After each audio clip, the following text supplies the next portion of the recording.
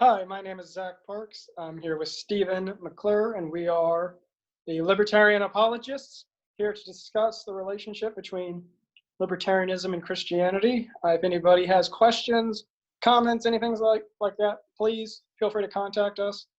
We'd love to hear from you. And so, Stephen, what do we have on the docket for tonight? So this is episode 1. I'm super excited about it. It is not take 2. It is take 2. My bad. But this came to be because I was on the Adam versus the Man show. I've been on a few times. The latest time, somebody said, how can you be a libertarian and a Christian? So I did the natural thing and called you because I'm on the Kokesh campaign and you're on the Kokesh campaign. And I'm like the Southeast coordinator for Christian for Kokesh, and you're the national coordinator. And I said, hey, want to help me explain this? And here we are. So we are the Libertarian Apologists, and I'm liking this. Yeah. And so let's just dive right into it. How can you be a Christian and a libertarian? I think this is a very odd question. Libertarianism is simply the belief that it is wrong to initiate violence against someone else.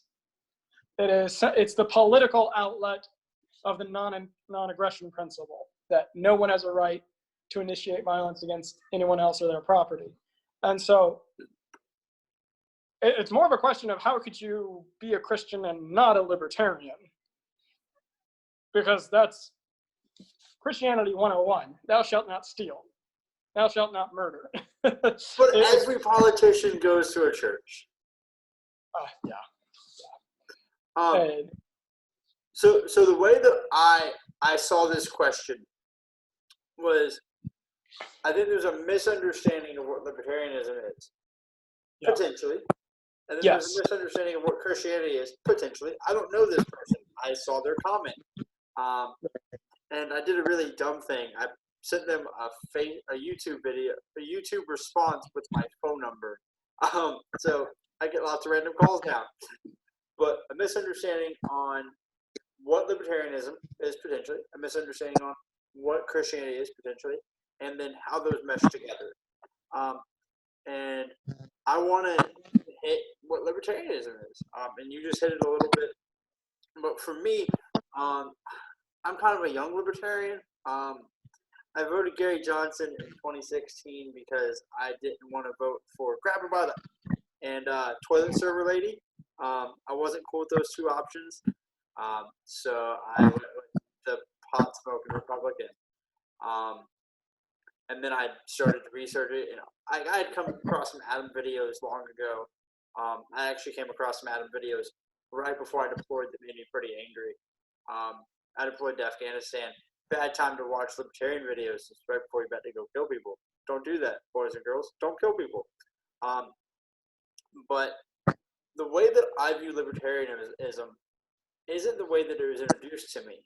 The way that it was introduced to me is we are fiscally conservative and socially liberal. So we're going to take a little bit from here and a little bit from here. Well, that's not the way that necessarily works. The way this works is, yes, you have a matrix of left versus right. And I am a very right person. I'm a very conservative person, right? So you have the very liberal people, which is what my sister's liberal. My sister is super socially liberal, social politically liberal, super liberally fiscal. And then I'm very conservative on all the issues. Where I differ from most conservatives is we don't realize there's another axis, right? So it goes up and down. And that is authoritarian, libertarian. And for me, the question is, do I need to live my life the way that I feel I need to live my life? Yes, I'm going to live my life according to Scripture. However, I'm not going to send men with guns to your residence, to your place of work, to your vehicle, to you, if you're doing something that I don't agree with. If I don't agree with it, maybe we need to have a conversation. But I don't think shooting at you or getting ready to shoot at you or being ready to shoot at you provides that conversation. So if we're really concerned with people's souls, which we should be as Christians, we need to keep that dialogue open. And the one thing you don't want to do is put them in a situation where they're afraid that you're going to hurt them, whether that's a lethal force or less than lethal or flick them in the ear. I don't really care. When someone's afraid, they don't listen really well. So maybe what we need to do is say, hey, I don't agree with your lifestyle. However, if someone comes at you like that, I got you. Right. So I don't really look at libertarian as a left-right spectrum. I look at it as an authoritarian libertarian spectrum because I'm very right, but I'm very low. I'm, down in this little corner over here. Most of the relationships I had with women, they wore skirts. I typically stay within the King James Bible. So if you're a Christian, you're kind of understanding where I come from at this point. I went to an independent fundamental Baptist college. However, I don't know if it's okay. No, I do know it is not okay to hurt somebody because you don't agree with their lifestyle. And for me, that's why I'm a libertarian. Zach and I are on the Kokesh campaign, and he believes in localization. And I love that idea because, first of all, I want to know who my neighbors are. If my neighbors are communists, I want to know that they're communists. And we need to understand there's going to be some boundaries there. And if, they're child molesters, they need to understand they need to leave because, localization, cops ain't coming for you. I don't like that's a line that, yes, I'm very conservative, but also I'm not going to let people be victims, right? Not especially a child. But, and with that being said, we have standards, right? Just because me and you believe that the government shouldn't enforce sex crime laws, right? There shouldn't be sex crime laws except for rape, in my opinion, and sexual assault. Like, if you're making a victim, obviously that's a crime. Oh. What was that, bud?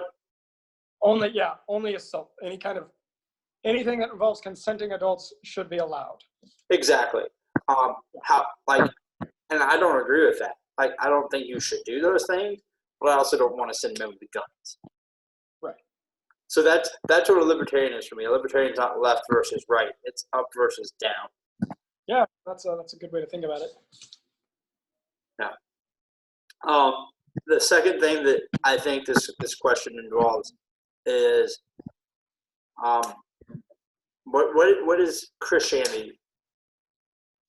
What is Christianity? Christianity is the belief that God came to earth as a man, was crucified, died, and rose again 3 days later to pay for the sins of mankind. And whoever believes in that shall be saved and will spend eternity with God. And whoever does not will spend eternity separated from God. And that's the Christian faith. And those of us who have been called, those of us who have been saved, it is our job to love people, to love the widows and orphans, and to protect those who cannot protect themselves. We are to live a life of love. And there is nothing more loving we can do than to fight for people's liberty. There is nothing that we can do both for them physically, just to provide prosperity, to abolish poverty. We have the means, we have the know-how, we have the technology. We could abolish poverty throughout the world. If we put the right policies into practice, we can abolish poverty through the free market, through invention, through declassifying the technology, but also, like you mentioned, if people think you're gonna hurt them, they're not gonna listen to you. And it's not, you fight for someone's liberty, they hear it. You're fighting for them, and they appreciate that. Going to war for them is something they loud and clear. So it's not just physically, materially helping to take care of people, but also building bridges spiritually and emotionally with people. They hear it, they love it, and libertarians, I've noticed when I take a libertarian approach to people who I disagree with, I think they respect me more than if I just agreed with them. They don't feel like I'm groveling to them. They feel like I have my own opinion and that I respect theirs. And they hear that. In my experience, they really hear that. Yeah. I want to hit on something you said. When we have differences with others, that is a time to show that we actually love them, right? The Bible makes it very clear. It's easy for me and you to love each other, because we are brethren. We are of the same family. We're members of the family of God. So it's easy for me and you to love each other.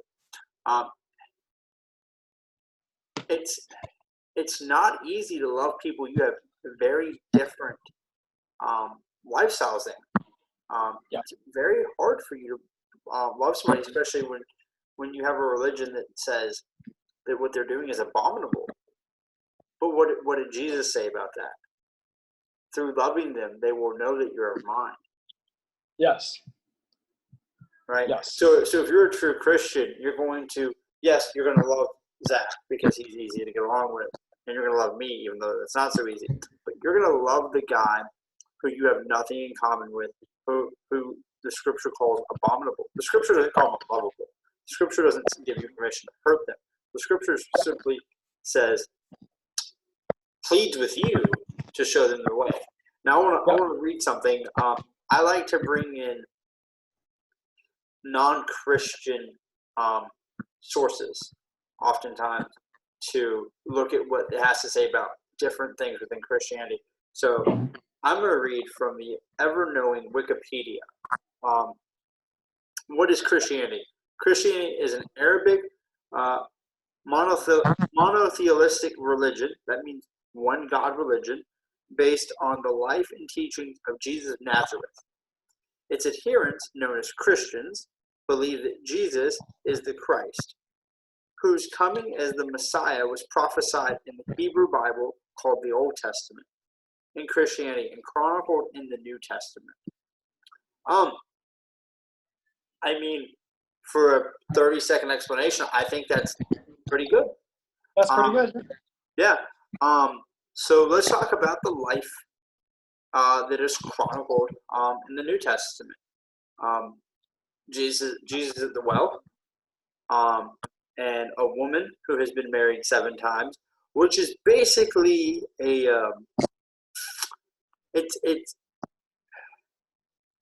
it would basically be that's seen as cheating. That's seen as having 7 affairs at the same time. Right. It's that these aren't divorces. They're divorces, but it's not divorces that you see. Like, she's still married to him until he dies. So she's married to guy 1 while also married to guy 2, 3, 4, 5, 6, and then having relations with the guy 7. So she's cheating on everybody at the same time. Like, she's taking it to a new height. And from my understanding, Jesus grabs the whip, flips the tape. Oh wait, different story. He forgives her. He loves her. He shows her the way to everlasting life. He shows her salvation through his life. Mm-hmm. So, on the one hand, you have libertarianism, which is, hey, we're not going to send a Bearcat to your house. Hey, we're not going to take. I take really big issue. I am a Afghan combat vet. I went to boot camp. Boot camp did a job for me. And what the job of the U.S. military is with an 18-year-old kid is to make him look at something and be able to kill it, break it, and destroy it. And the published job description of our law enforcement agencies is to protect and serve. Whether or not they do that, that's a different discussion. But the published job description is for the protect and serve. And I take really big issue with the fact that we're taking particularly special operations guys, door kickers, infantrymen, and letting them come straight out of service and become a cop. It's like, no. They don't protect and serve, they break and kill. Like, can we realize two very different job descriptions? It's like telling a white woman to be a black man. It just doesn't work. And I think it's led to a lot of tragic incidences. But one of my big issues is that we have taken special operations guys and recruited them into the police department for SWAT teams. Because guess what? Kicking a door in the middle of Atlanta isn't that different than kicking a door in Kandahar province, Afghanistan. If anything, it's easier in the States because, quite frankly, buildings are built better and the doors kick off the hinges a little bit better. And you know that you can throw a flashbang and not affect you. It'll affect the people in the room and all these other things.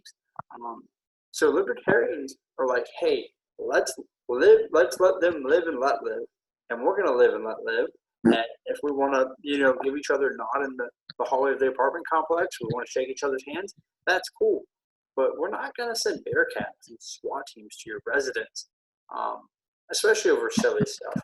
Like, I'll say this right now: if you're creating a victim, I'm not the guy you want to be in a room with. Like, if you're actively hurting people, for me, women and small children especially, I'm gonna put an end to it. But dude, like, if you're selling weed, even if it's hard drugs, like, why are we sending 16 men to your house at 2 o'clock in the morning to do a no-knock warrant? Can someone explain that? Right. So libertarians oppose that, right? Libertarians oppose initiation of force. And I want to just cover that real quick. People say, well, libertarians are pacifists. No. Non-aggression principle is simply initiation. If you've initiated, I'm protecting myself. I have a preferred method of a pistol, but whatever. It still stands to reason. I'm leaving. I'm not dying there. You're not hurting me. I'm not being a victim. But then Christianity takes it one step further and says, no, you don't live and let live, and you don't tolerate, you love them. You bring them in because, okay, let's look at people that were arresting in mass here in Atlanta. And you're in Austin, right? Yep. What are 3 big crimes that they'll just bring you into jail for? Well, first and foremost, drugs. That's how it is in Austin as well. That's where even APD has said publicly that most of the murders in the city are over drug deals. Their drug deals gone wrong, usually marijuana or cannabis.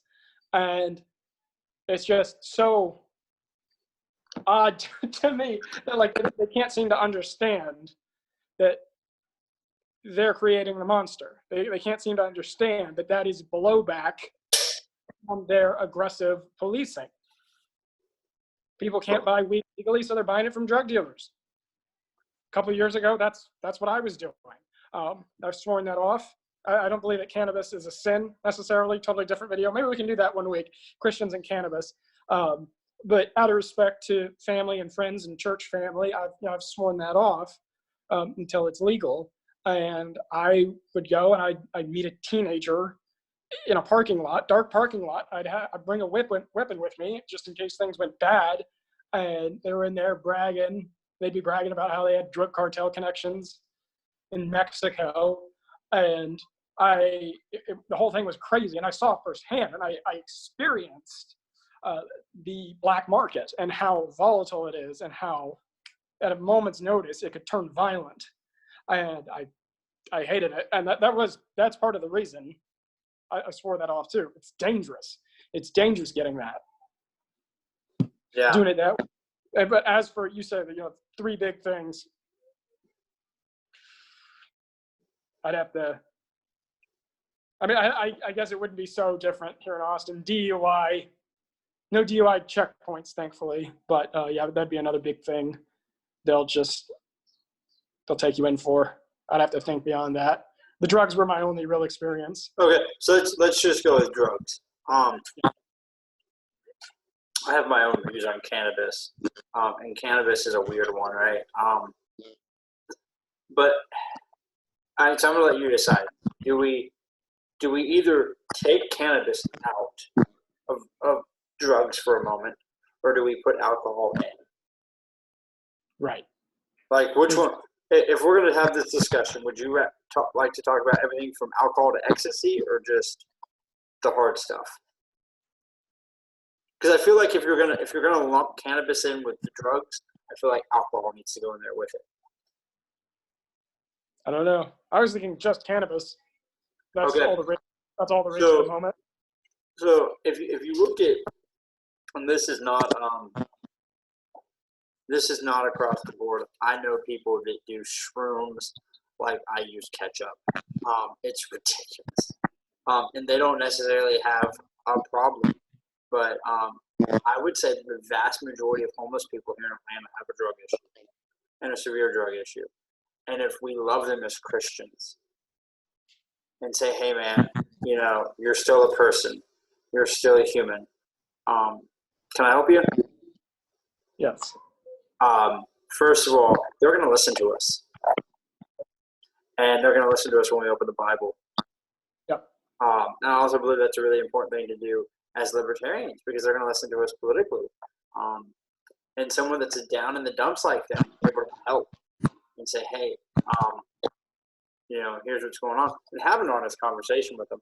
I helped somebody out. I'm not going to disclose their names. I don't want to embarrass them. But I helped somebody out not too long ago. And they looked at me and said, you don't agree with my lifestyle? I said, not the slightest. And they said, well, help me out. I said, because I don't think you need to sit on the side of the road and almost die if you get hit by a car. Right.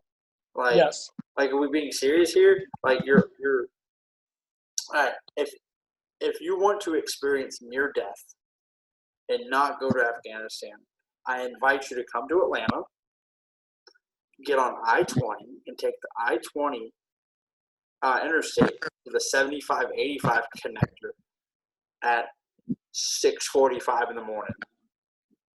Dude, you will meet Jesus one way or another. Like, you will either pray to him or you will see him. It's Austin is known for its homeless. Austin is starting to look like San Francisco. It is. But man, it's awful. This guy broke down the side of the road, and I was able to swoop over, and I was like, "Hey, you need some?" He's like, "Yeah, I can." And he sees the Bible, and he sees like some libertarian stuff, and we get to talking, and I take him to go get the stuff to fix his car. They fix his car, and he's like, "You don't agree with me?" I was like, "No." He's like, "Why?" And I was like, "Here's why." And he goes, "Okay."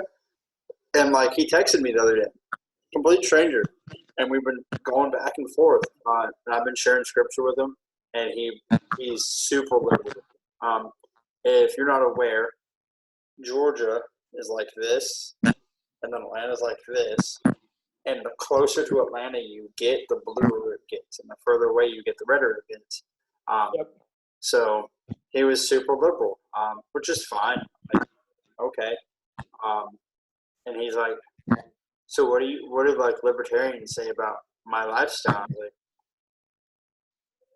I know 3 or 4 of them. They're on like our executive committee, which is hilarious, right? I'm a preacher, and I'm on an executive committee with a drug dealer, a judge, and a homosexual. I just find that hilarious. Like, yes. That's like a homosexual, a drug dealer, a judge, and a pastor walk into a bar, and then it gets raided by the police because chronophobia. But no, my answer for how those tie in is, quite frankly, Christianity. Just like we don't say accept them, we say love them, and libertarianism says accept them. And it's a whole lot easier to love somebody after you accept them. So that's kind of where I stand. I think they complement each other. Yeah. Put like that, we don't, even if we disagree, I defend your right, and I'll fight for your right to do what you're doing. And I am. I'm working. I'm part of this campaign, and I love working with Sam She's a dear friend, and I believe in decriminalizing the profession that she lived in, and because A, it's your life. If you want to do that, it should be your choice. And B, we make it illegal, and that drives it underground, turns it over to organized crime.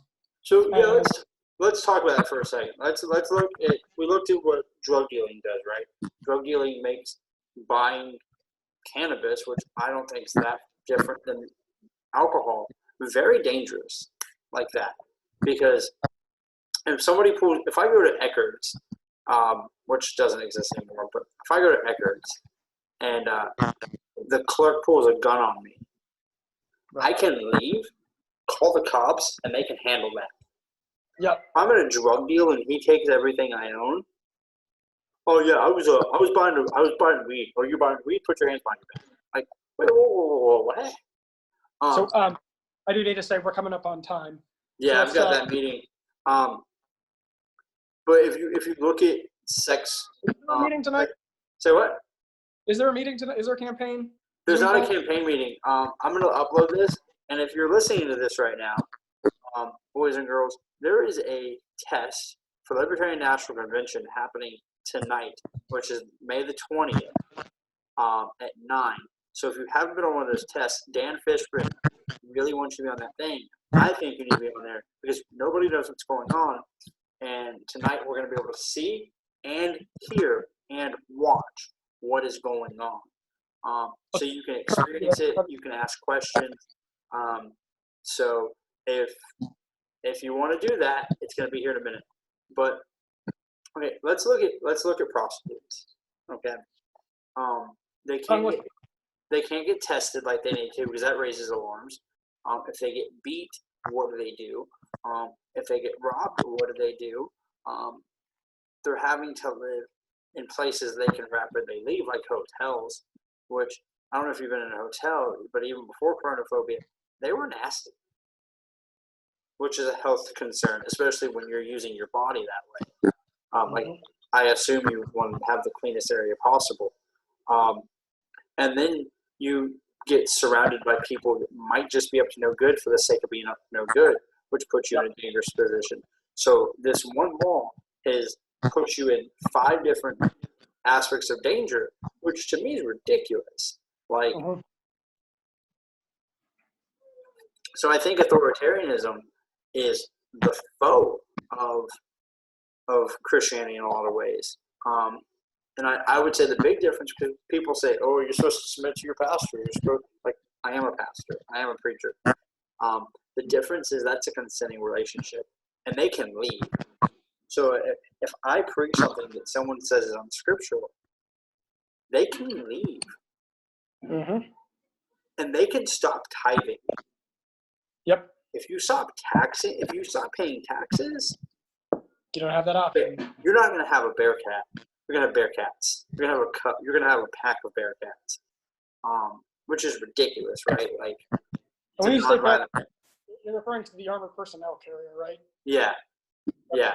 The bear cat. The armored vehicle.